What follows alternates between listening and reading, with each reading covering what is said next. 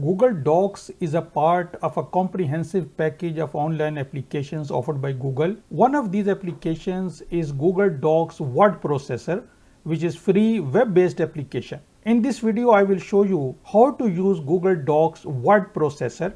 I have divided this tutorial in 10 how-tos, or you can say doc tips. After watching this video, you will be able to use Google Docs with confidence. I don't want to waste your time, therefore in the description of this YouTube video, I have written the chapters of this tutorial. If you are interested in any particular doc tip, you can click and watch only that part of the video. So let's get started.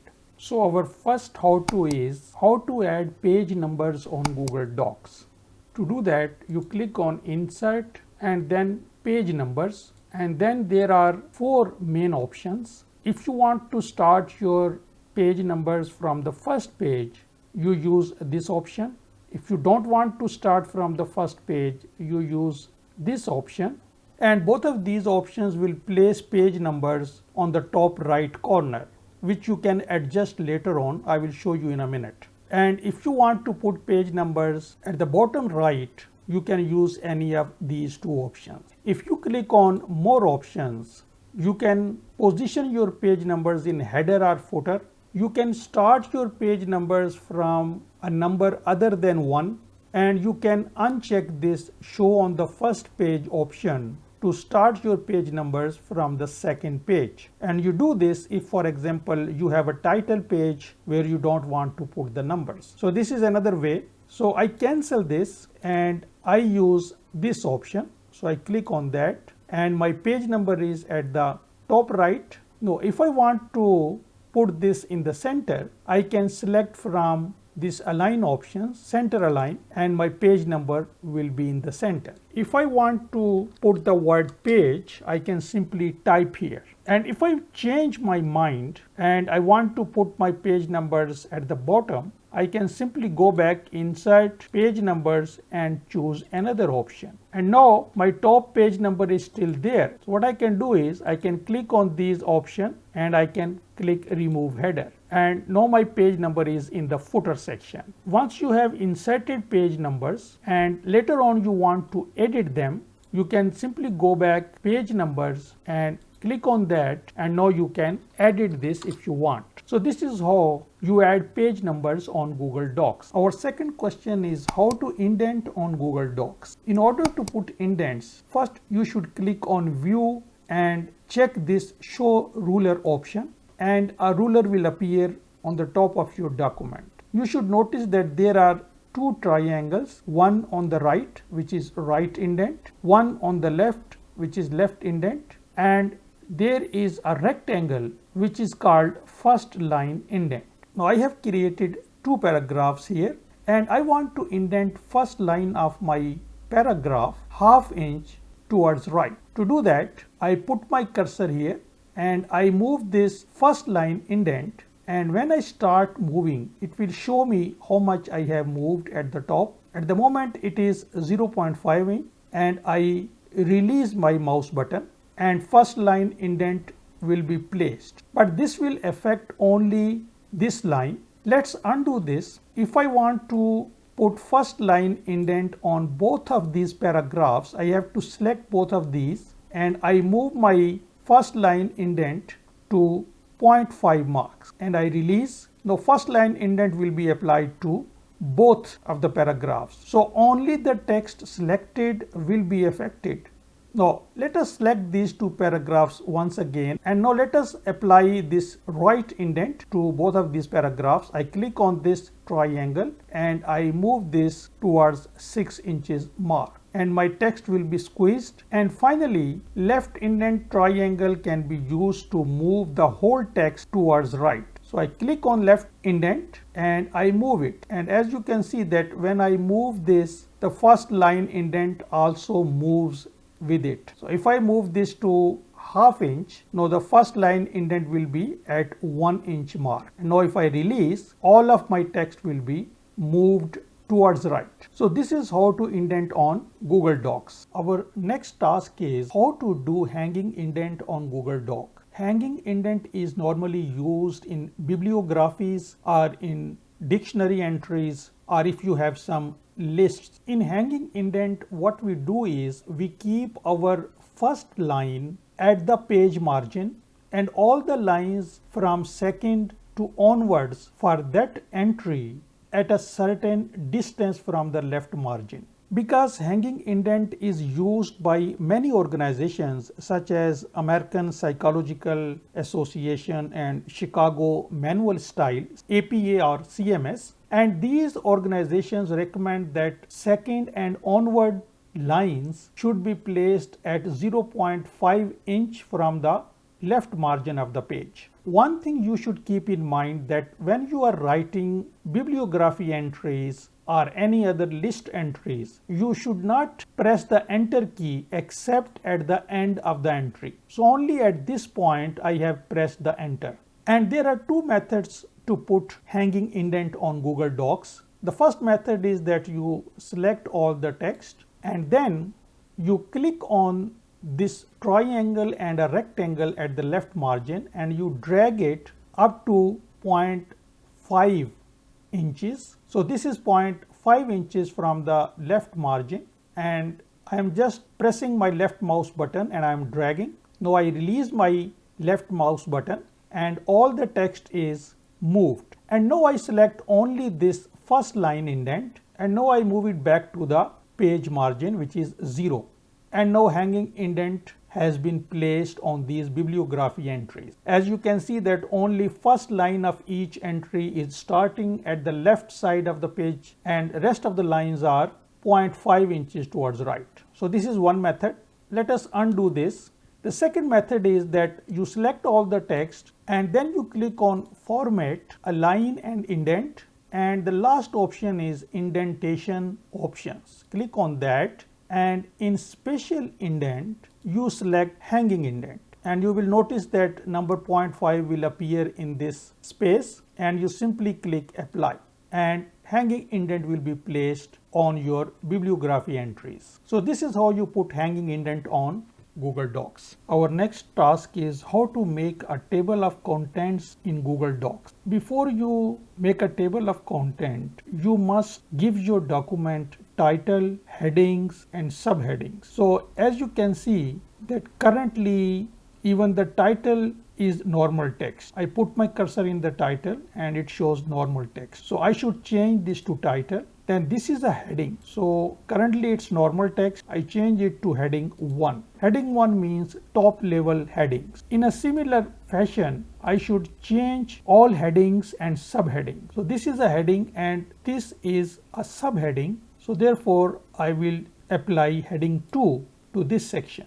And I can even apply heading 3 to a section which is a subsection of heading 2. So let's apply heading 3 to these two sections. Now once you have applied all the headings and subheadings, inserting table of content is very simple. You put your cursor where you want to insert table of content and click insert table of content, and then if you want with page numbers you click on that, otherwise you click the second option. So I would like with page numbers, so I click on that and table of content has been inserted. As you can see, notice one thing that title is not included in your table of contents. If you want to edit anything, it is a good practice to edit inside the document. Although you can edit here as well. For example, if I want to change this step 1 to step A, I can click on this edit link and instead of step 1, if I want step A, I can do that. I can click apply and it will change to step A, but it will not change in the document. As you can see that in the document, it is still step 1. Although you can do this edit in table of content, but you should not be doing this. It is not a good practice. And now if you want to remove this link, you click on this remove link because it has also created a link here. So if you want to remove that link, simply click on remove link. Now if you have made some change to your document, for example, I put some letter here. Now you have to update your table of contents. So click on that and there is this circular arrow, update table of contents. You click on that and this word will appear here. And you should notice that it has undone your manual editing to this table of content when you update this. So if you want to make any manual edit, you should make them at the end of your workflow. And then what you can do is that before that you can write table of contents, and as you can see that I have written this before this boxed area. And you can also insert a page break here if you want. Insert, break and page break. So in this way your table of content will be on a separate page. Now another very important thing which is associated with table of content is document outline. If you click on this view and show document outline, the outline of your document will be shown on the left hand side. And this is a good practice to have a look at document outline even before you create your table of contents. Now if you want to delete your table of contents, you select this, you right click and there is a delete table of contents item. You click on that and it will be deleted. Our next doc tip is how to make a data table on Google Docs. Sometimes there is a data which you want to put in rows and columns and you want to make a table. To do that, put the cursor where you want to insert the table and then click Insert, Table, and then on the right hand side there is a grid. You can select the number of columns and rows you want to be in this table. So let us say I want 4 columns and 3 rows. So I move my cursor over this grid until I see 4 cross 3 and then I click and a table will be inserted. This table has width equal to the width of my page. If you want to change the width of any column, you hover over that column line until you see this sign. You click, the line will become blue and then you drag towards left or right to change the size of the column. If you want to insert a row, let's say I type A here and I want to insert a row above this row. So I put my cursor in any of the cell on that row and I right click and I check insert row above or below. So I want to insert a row above and a new row will be inserted. So let us put another character here, and now if I want to insert a column on the left side, I right click and I click insert column left and a new column will be inserted on the left hand side of the column in which my cursor was placed. If you want to delete a row, you put your cursor anywhere in that row, right click, and there is also a delete row option and the row is deleted. And let us say I want to merge these two cells. So I select these two cells and then I click on Format, Table and Merge Cells. If I click on that, both of these cells will be merged together.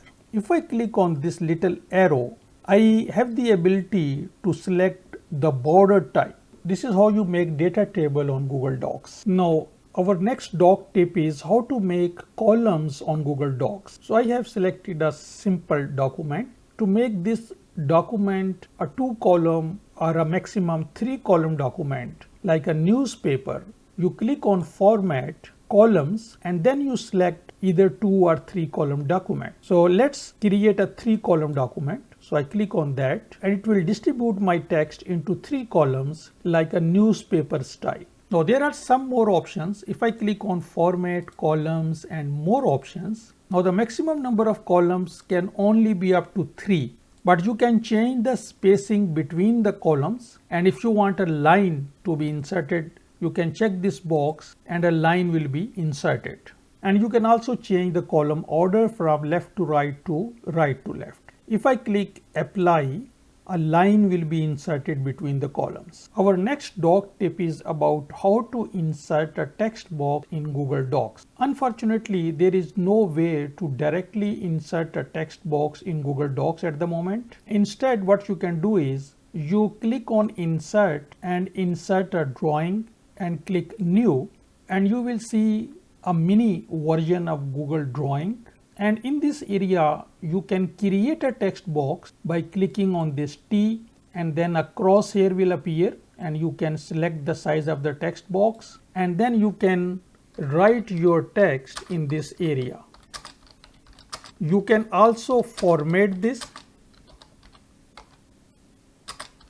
using these drawing features. Currently you only see few options to draw shapes, to change the color and border and the border weight and line types, etc. But if you click on these three dots, another row of options will appear. So let's say I want to bold this, I bold it, and whatever other formatting you want to do, you can do this. You can change the color, but all of your formatting needs to be in this area. So once you have done the formatting, you click save and close, and your text box will be inserted here. Now you can click here and there are few options here: break text, wrap text, and inline. The best option is wrap text. You select this, and now the advantage would be that you can place this text anywhere, and wherever you want to place it, text will be wrapped around this text box. So it's a flexible option. And there are few more options here: move with text, fix position on a page, and there are other position options. If I click on that, I have a fine control on the position relative to top left of the paragraph. I can select the offset values to place this text box anywhere I want. So if you are designing a brochure in Google Docs or any other document where you want to place this text at a precise position relative to a paragraph, or you want to place it at a fixed position on the page, you can select the offset values relative to the top left of the page. The only problem is that if you want to edit this text, whatever is written inside, you have to double click on that, and you will again be inside the drawing area where you can click on this and you can edit it. Let's say I want to place a border and I want to place a dashed border, and I click save and close. Now my text has a dashed border and I can place it anywhere I want. And you can make smaller adjustment like this. Now our Google Docs tip is about working with images. And if you start using Google Docs, at one point you will have to insert a picture into Google Docs. There are few things you should understand. So let us insert a picture between these two paragraphs first. So I click on insert image and upload from computer. You have the option to upload from Google Drive, Photos, or you can also take a picture with your camera. So I click on upload from computer and I select this image, click open, and now the image is inserted inside Google Docs, but it's not properly inserted. And this is because if you look at the bottom, there are three different options. One is inline with the text, the other is wrap text, and the third is break text. By default, inline option is selected.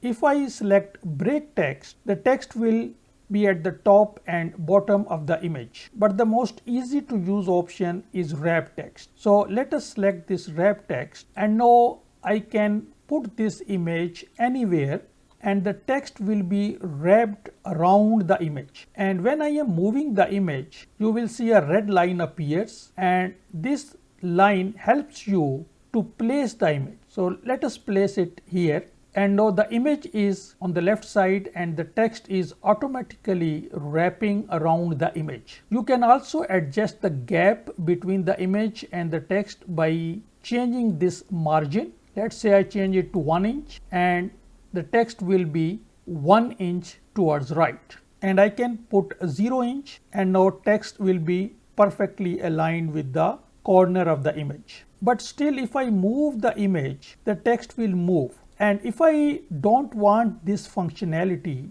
there is another option at the bottom, move with text. If I click on this arrow, I can select fixed position on the page and the image will not move. Or I can set some advanced options by clicking on position options and then check this fixed position on the page, and then I can select X and Y offset values. So if I increase the X value, the image is moving right. If I increase the Y value, the image is moving downwards, and this is the finest control I can have with this image. Now our next doc tip is how to add fonts to Google Docs. So let me select this heading, and in this fonts area I want to select a font. I have a small list of fonts here, and there are some variations of these fonts also available here. But if I want more fonts, I can click on this more fonts area, and then I have a very long list of fonts. If you notice that I can keep scrolling and my cursor will come back. So it's a very long list, but it is very hard to see a font quickly in this list. Another way to get a quick look at the font first is, so open a website fonts.google.com, and on this website you can scroll down and you can select a font, and let's say you select this Ubuntu font, and now you can go back and you can type Ubuntu here and click OK, and now my heading has changed to Ubuntu, as you can see here. So this is a quick way of getting a font which you actually like. There are also some filters available, so let me delete this so that I can get the whole list, and now I can apply certain filters here. For example, Arabic fonts, so these are some variations. Similarly, I can search for handwriting fonts and within the all scripts area, and now I will get all the handwriting fonts. Now let us see that I want to apply this Ubuntu font to all of my heading 1. This is heading 1, then this is also heading 1, and there are other heading 1 as well. So instead of applying all these one by one, what I can do is I can select this heading 1 and I click on that, and then I click on this little arrow and then update heading 1 to match. If I click on this, all the heading 1s will get Ubuntu font. So let's click on this, and now if I go back and check, all of my heading 1s now have Ubuntu font applied to them. So this is how you work with fonts in Google Docs. Our next doc tip is how to convert Google Doc to PDF. To do that, you simply click on File and then Print, and instead of selecting my printer, there is another option which is Save as PDF. I select this option and it will create a preview for me. I can go through this preview, and once I am happy with that, I click on Save, and now I can save this Google document as a PDF. So I hope you like this video. If so, please give it a thumbs up and share with your colleagues and friends. It will help me grow my channel. Thanks for watching and see you next time.